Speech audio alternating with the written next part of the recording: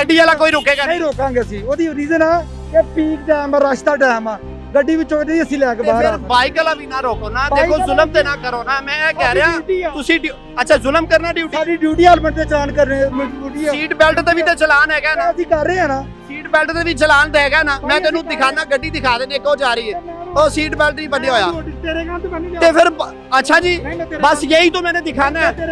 ये जिला शेखुपुरा के मुहाफिज हैं, हम कहते हैं कि मुहाफिज सुधर गए, अभी तक इनको बोलने का कसम खाते हैं आप। ਤੁਹਾਡਾ ਕੰਮ ਹੀ ਇਹ ਵਾ ਸਾਰਾ ਦਿਨ। कोई सबूत दे दे ਮੈਂ ਸਬੂਤ ਦਵਾਂਗਾ ਜਿੱਦਾਂ ਮੈਂ ਸਬੂਤ ਦੇਣ ਤੇ ਆਇਆ। तो ना मैं खुदा की कसम उठाता हूं, करने आए मैं कसम उठाता हूँ, अगर आप मुझे एक वीडियो दे दे, सुन ले। फजूल आदमी है तू। बस ये रवैये मैंने दिखाने थे, ये रवैये।